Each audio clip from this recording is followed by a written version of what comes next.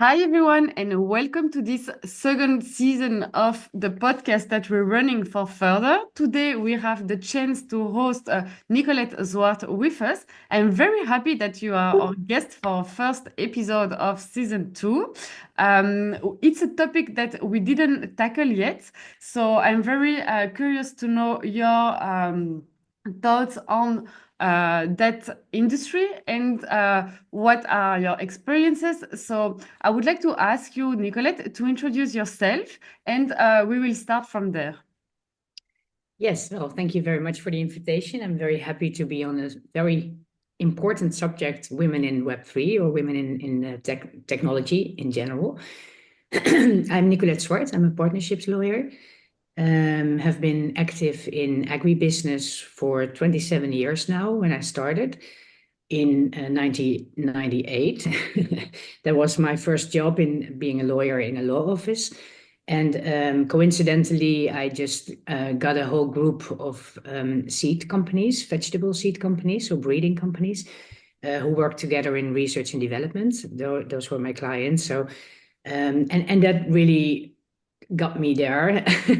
I was really enthusiastic about this world because it's very micro and macro at the same time.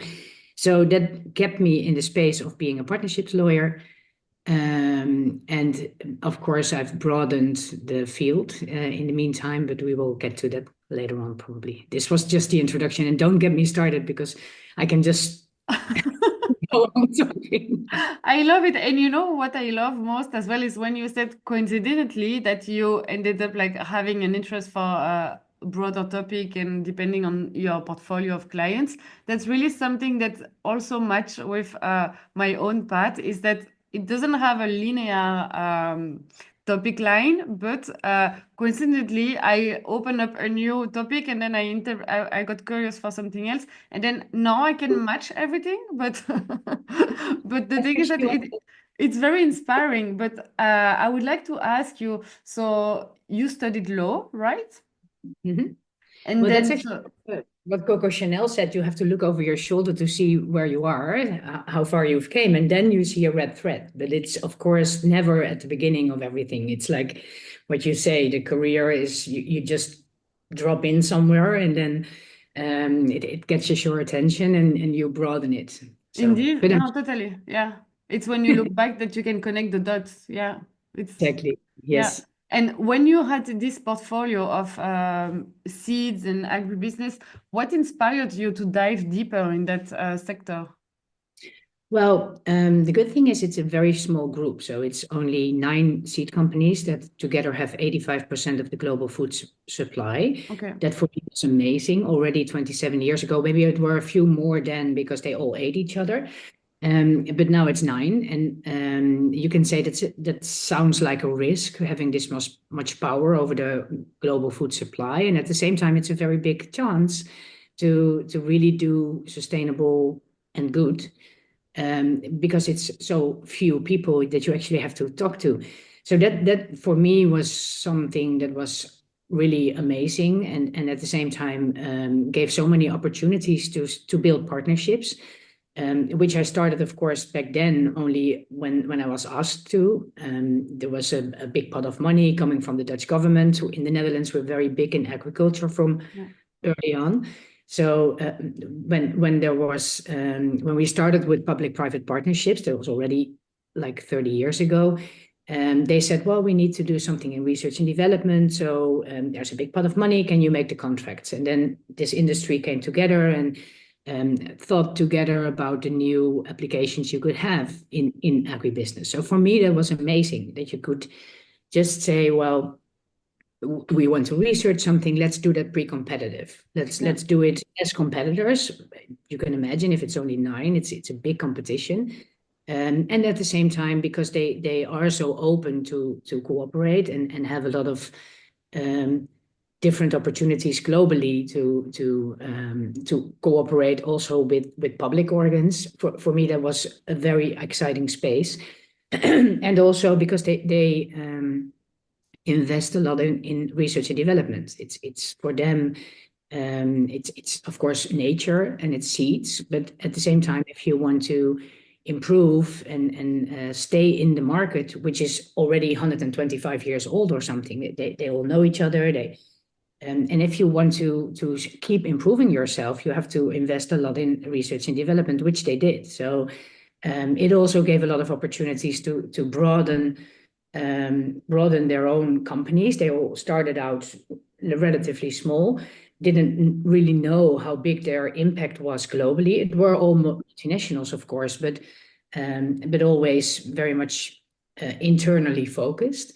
And I can see the last decade, they're very much outer focused, and they can see how important this group could be in impact for the globe. And in my case, that's how it evolves. And I saw all these wicked problems. I started out with food security, and we'll come to that probably later. But for me, it was very obvious that women had a very big role to play in food security, both just number-wise, not even emancipation or feminism, but just number-wise, 80% of the global consumer decisions are made by women, and 80% of the seeds are made by women farmers. So I could see, wow, this is a very important group to work with. And at the same time, all these bigger companies and UN organs, they were all looking at women, not on purpose, but more instrumentally. Just give them seeds and give them fertilizer, and then the food security will be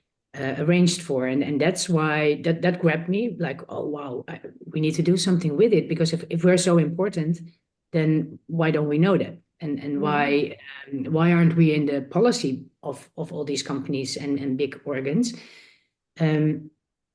So that's why I thought, well, if we work with that and we could shift the focus of companies towards working more bottom up, more from the consumer demand, from the farmer's demand as well, then we can actually have a big impact and still be commercial, as the companies, of course, need to be, because you're a company. You're not an NGO. So for me, that was a very nice way of looking at everything and being already in that space. And this is when you launched Ceres, right? Yeah, well, I was already in law firms, and then within one of these big breeding companies as an attorney at law internally. And then I launched Ceres, yes, indeed, because I saw the crucial role, and I did that together with a very big group of women coming from all kinds of women organizations who could be the ambassadors, and they then, on their turn, like a sort of Tupperware party kind of way, went to their own women groups and discussed, what can we do? We're important, but what can we actually do? So we didn't tell them, because we don't know. It's wicked. They're all wicked problems. So it started with food security, and then we understood, yeah, but it's not only food security. Of course, if you talk about food security, you're also talking about climate change, migration, water scarcity, and that could be depressing and at the same time very comforting, because when you're working on one of these subjects, then you address all the subjects at the same time. Yeah. Adding to that was serious, and there we started out with the consumer, making them aware of their crucial role, and then with humor, because we made a video from the big humor producers in the Netherlands. And we said, well, if you're together and you are with your friends, look at the video, it's really funny. And then that's the global picture with the 9 companies, and what can I do? And then discuss, and we'll hear what the outcome of the discussion is. And after a while, we didn't have to do anything about it anymore, because it, of course, went on its own. If you have a video, you didn't have to go really to places. And then we thought, well, how can we also include the producers, the women farmers on the other side of the field, of the value chain? And that's when I started a lot of different initiatives, both with the seed companies themselves, but also from Ceres and other institutes like the World Food Programme. How can we make sure that we use the technology we have? Because in the meantime, I did Oxford University blockchain business strategy, and I saw all businesses like looking at, wow, how can we make sure we don't become redundant? So Yeah. the whole Yeah. room was full with business people, but also lawyers and notaries and people who thought, oh, this blockchain is actually getting me out of work, what all Yeah. people now call AI. And so I was there not because I thought I was going to be out of work, but more because I could see it would be the next language. It Yes. could be next, because I was a contract lawyer, of course. Yeah. I made contracts, and I thought, And well, and for you, what is this? What is this? What it is addressing? that was the good thing, because I didn't want to again step into another field I didn't know anything about. So someone from the technical university said, well, that's maybe some big opportunity for you. And I was like, no, no, no, no, no. I'm already doing all these topics I don't know anything about. So I'm not going to into this whole blockchain space. It was in 2017 or 16. And but then he said, and I think he was right, it could be the next language, the smart contracting, and getting people together. So I thought, well, at least I have to see whether that's true. And I could see in this course that it actually could provide a very good means to have people work together in a level playing field, Yeah. making making transactions without having to know each other and having trust in each other. So for me, well, again, I got really enthusiastic. So it Yeah. seemed coincidentally that I came into this world, but I was like, wow, this was exactly the next step we needed.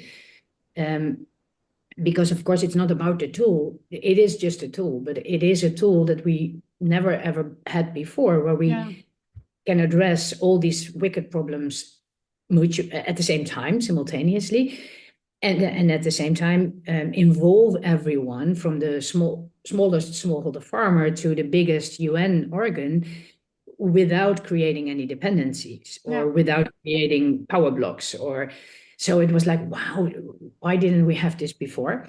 And that's what we are actually, well, to skip a few steps, that's what we're working on now already. Okay. If you look back for 15 years, we're already working on it. But now, of course, it was accelerated heavily by having this blockchain tool, where you can combine it with satellites and AI and all these Yeah. great technologies, and work with all the players in the field. And that for the first time in the world. As I heard from Google like 10 years ago, they said, never before in history we were connected all over the globe with each Yeah. other. And this is the first time that everyone has a smartphone. Even in Africa, they sometimes have two, three smartphones, where probably sometimes they don't even have enough food, but they do Yeah. have smartphones.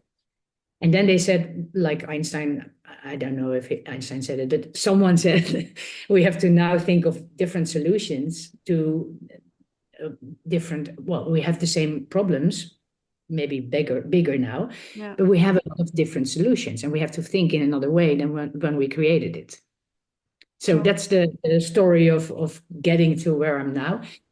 And and also, so you studied about blockchain, and it was not yet very popular or not yet implemented into the different business. The use cases were not yet maybe obvious at that time. Now you are working maybe on some use cases that you are implementing, right? yes, because as you said, it became not so popular. Well, of course, the whole crypto part became Yes. very popular, Yeah. but I never was into that part. It's nice, but it's sort of a currency. So Yeah. it's I believe in the technology underneath the whole thing, where you can work together. And it was not so popular back then, and that the reason for that was because no one ever knew what would happen in a regulatory sense. So Yes. every time we started somewhere, or not me, but when one of my clients wanted to do something on blockchain, they were having this big shadow hanging over them, that probably all of a sudden the government of the US or India could say, well, we stop.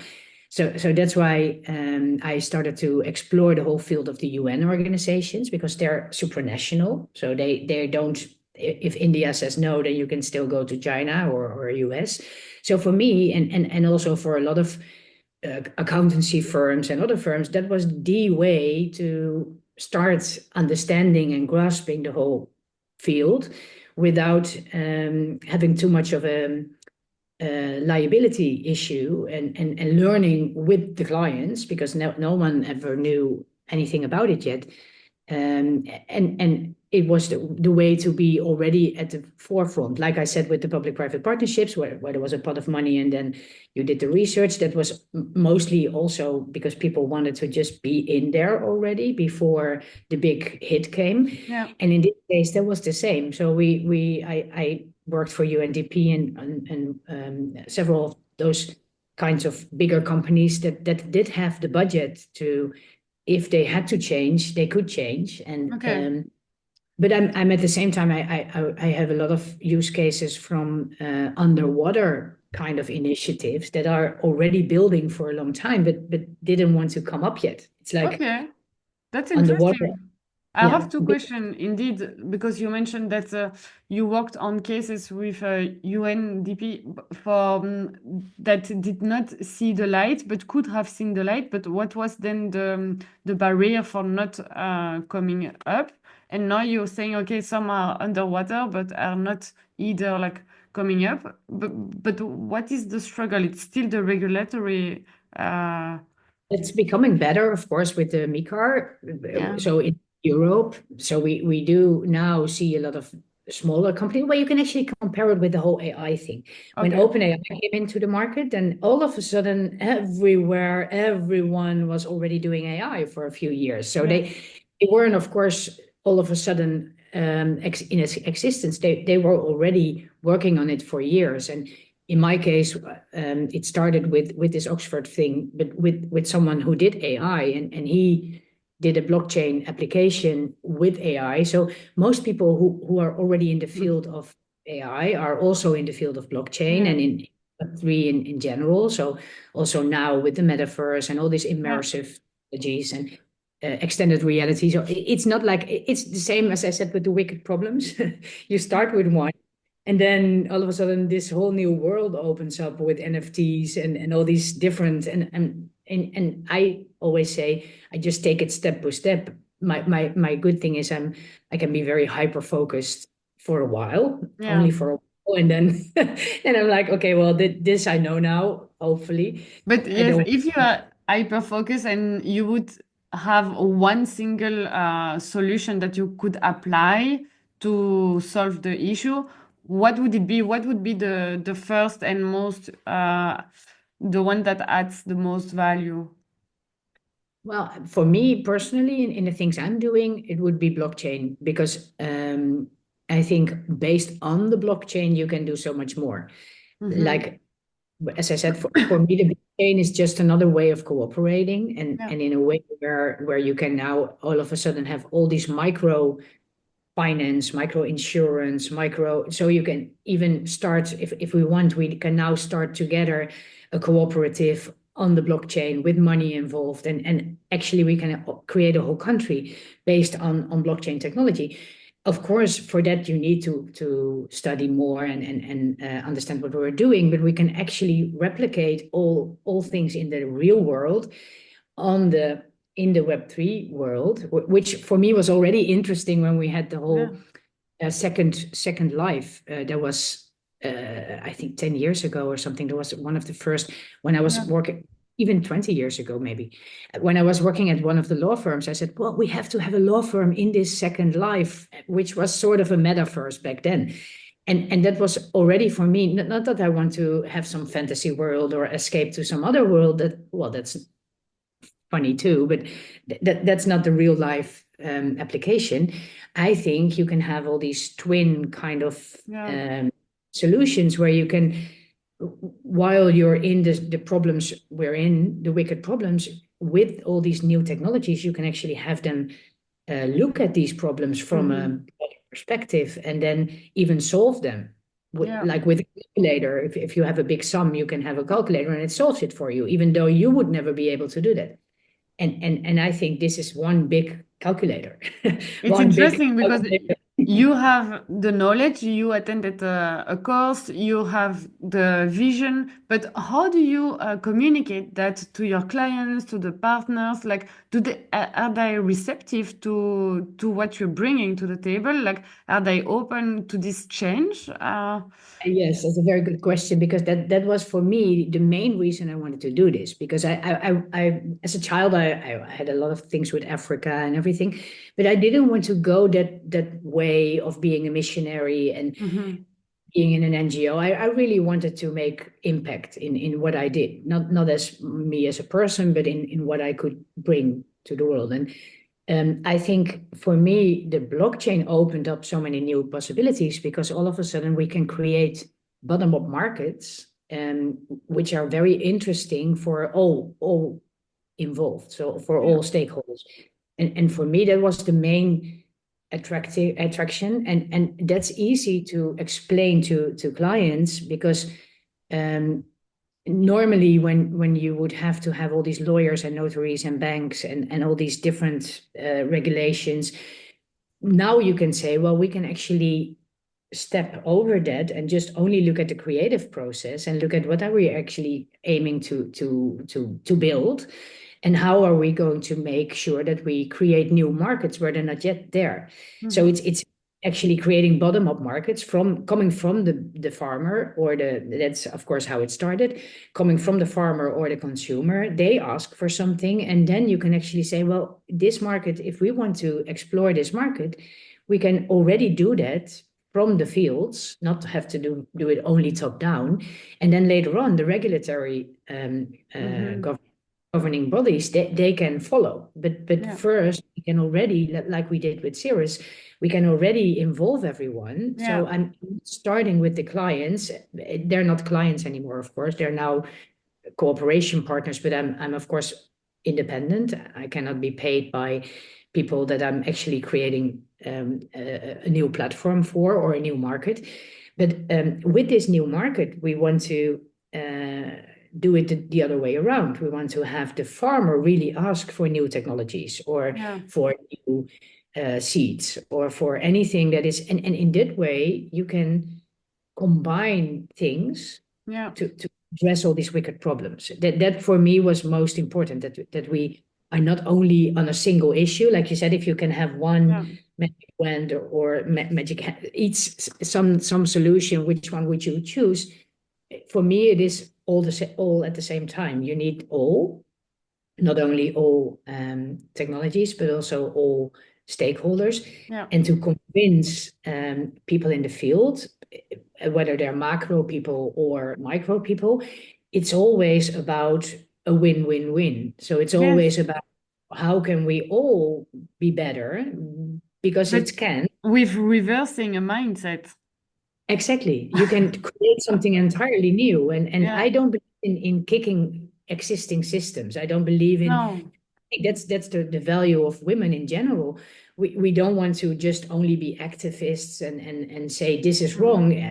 I believe in building parallel systems that could be offering a lot of different mindsets. And if people are only seeing that, it doesn't matter anymore whether you're young, old, men, women, whatever, because for all, this new system, not this system in particular my system, but in general, all these systems that are now being built underwater or visible, they're all meant to give new choices to Yes. the market, because it's already a very old top-down situation in everything. Like most people don't know that almost all food we eat has only 10 producers in the end. Mhm. Not only with seeds, but with everything. So and that could be scary again, but at the same time could also be a big opportunity. That's how I Yeah, always see it. Because if yeah, you all these people at the table, and they're all, because people are, that's at least I believe, most people are good. So most yeah. people want to do good stuff, but they need to focus on what they're in for. And I think in this case, we now all of a sudden have different cards. We can all of a Mhm. sudden work together. It's very nice because this is something I also always mention in my trainings. It's like the end user or the consumer has a power in society as well and needs to take his responsibility in how we want to live. So this technology indeed is empowering also users, but the challenge I find is that we have been not trained, but we have been receiving all those tech that made our life easier until now, but also like disconnected us from our responsibilities. So now when you want to give back responsibilities to people, they're a bit in a lazy mode. So I don't know, there is also the way of educating people and say, okay, if you would like a world differently or different alternative solutions or alternative ways of doing, like you need to step up again. And Well, that's why I love XR so much, extended realities, because yes, I have three boys, I have three sons, they're 14, 18, and 20. And so I get educated all the time on yeah, devices and new gadgets and everything. And I can see the different way they're learning. They're learning totally different than I used to do. I'm 51.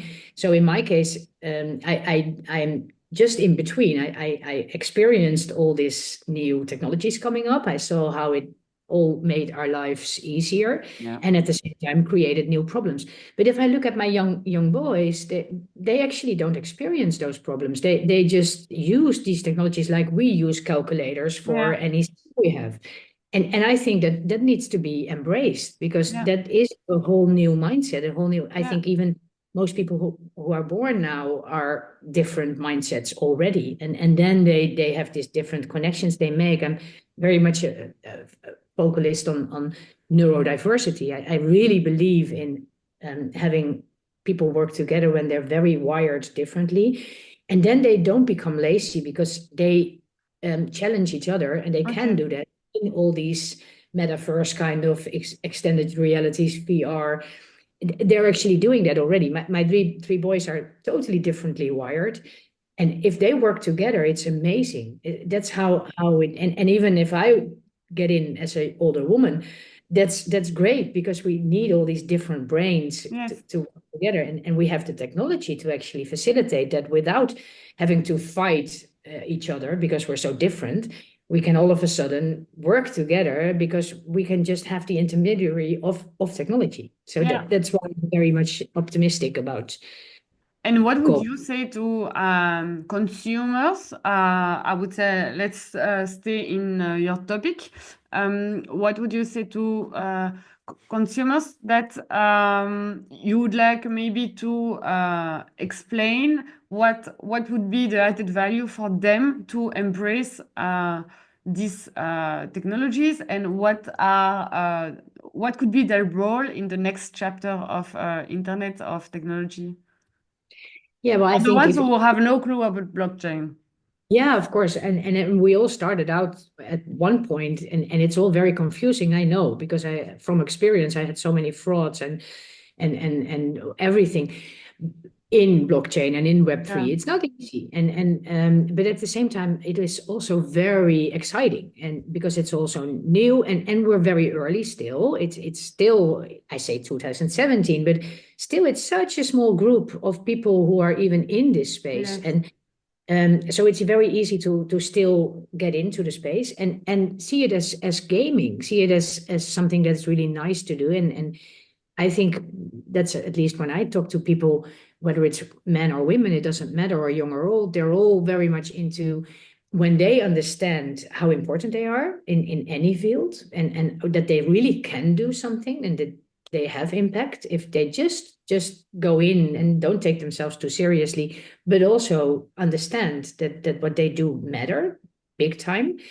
Um, that's the way I think to approach technology and to not okay. see it as some big thing out there that's really scary, but at the same time understand that it's yeah, it's a big barrier to get into. I experienced that and I still do because I Yeah. want to every time experience the newer stuff.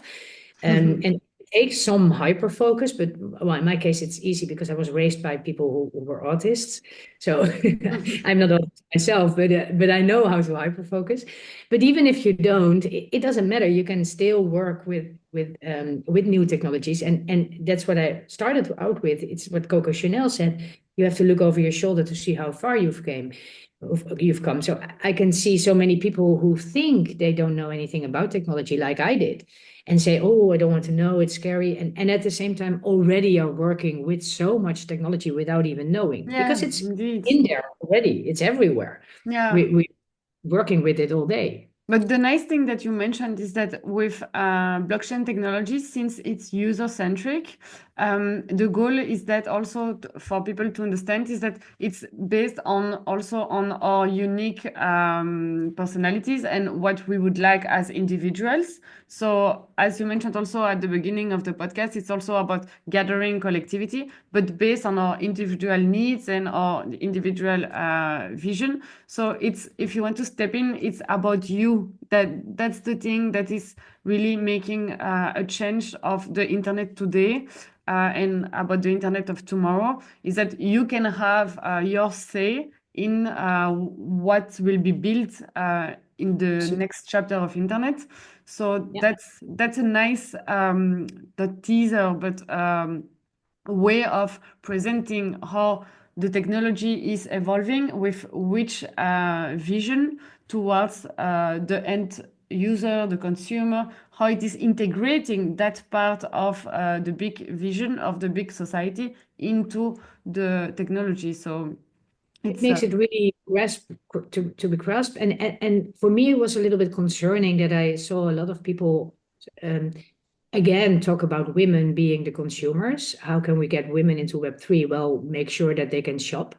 And ooh, that was for me like, oh no, that's not. You can be of course the consumer, but you that doesn't have to necessarily be close, or it can be, but so it's already again a replica of the normal society. And think, how do we get women into Web3? Well, let's make some big new shop for them, and you can do that still. I do that still, but at the same time, there's so much more you can do with of it, course. especially as women.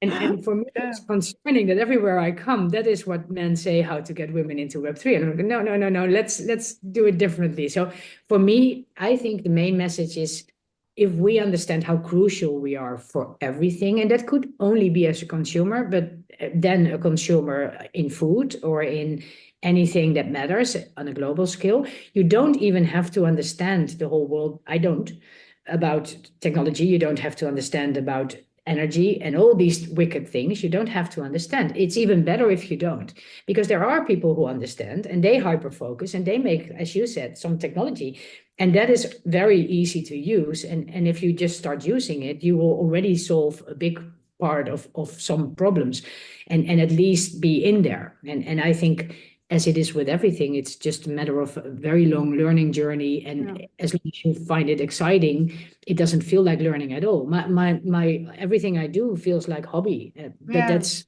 because you already started, and yeah. yeah, I don't And take it it's too. something that you grasp, that you understand, and that you are willing like to learn more about it and to see evolving. And so it's yeah, it's something that becomes like natural to read about. Yeah, that you Yeah, want to know especially, the evolution. yeah, and especially what you say, what you're doing. There are so many communities being built Yeah, with women, and many women are finding each other in communities, and that's actually what the world needs. So what we now need in both micro, meso, and macro is a big involvement of women globally, and that starts, in my yeah, opinion, with groups of women working together, learning together, being in a community, but also not excluding men, just no, working with no. them and working together. And I think that's much fun, especially in this new space, because it's a space, as I said, it's very open to get into yet still. And Yeah, indeed. have to you have to accept that people call you bro all the time, Yeah. but if you accept that, you don't make it too big of a problem of that, then it's no problem. That's true. That I think it's a great conclusion for our podcast today. Let's accept that people call us bro in the ecosystem, and let's move on all together because that's also the vision is that we are complementary and that the goal is to work together. So it's. It's the vision. But Nicolette, thank you very much for this great talk that we had. I found it amazing what you do and also about the topic. It's true that food is essential to human beings. So if we can take part into the journey as consumers, it's also very empowering for all of us. So I'm glad that you shared with us some insights about your path, your experiences, and your vision. And I'm looking forward also to follow you on the socials. Let us know if we can follow you, if there is any interesting links that you would like to share with the public, and I can add them always in the description as well. Thank Okay, you. well, thank you very much. It's always so nice to talk so broad about this. Thank you. You're And welcome. Thank you. good work. Yeah. Sorry? And keep up the good work. Thanks. Thanks, Nicolette. Thank you very much. Thanks, everyone, for listening. And we will see you to the next episode, to episode 2. Thank you. Thank you.